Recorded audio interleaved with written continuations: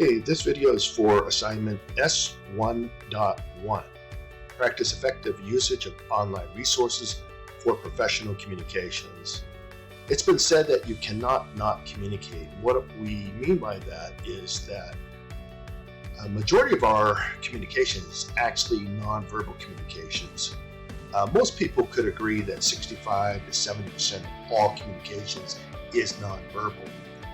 Some experts believe as high as 95% of all communications is nonverbal. Regardless of which camp you fall in, it's important to understand that you cannot not communicate. So we've got to be extra careful in our communications, especially when it comes to email communications. And so in this lesson, we want to learn some of the do's and don'ts of how to write an email, professional email. So what I need you to do is copy and paste this text into a text entry on Canvas. First question you need to answer is, what are some of the unintended consequences of miscommunication? So if you have poor communications or you miscommunicated something, for example, somebody may be offended. So what are some of the unintended consequences? The next question is, what are some of the do's and don'ts of a professional email? So for example, in a professional email, it's not likely that you would use a lot of emojis. Certainly not till you feel comfortable that whoever you're emailing to would understand that type of communication from you. We would want to make sure that we spell check our documents and make sure that they're professionally written, that they have some level of credibility.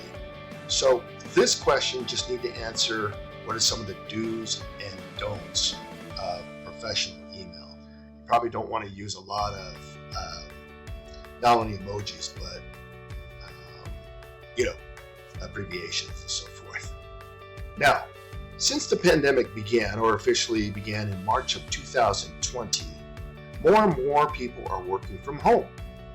These people are sometimes referred to as digital nomads, and it's because they can work virtually from anywhere.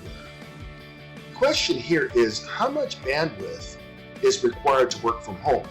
So if you were working from home and you had to purchase internet access, how much internet access would you need on a monthly basis? How much data downloads? How fast would you need? How fast of a connection would you need?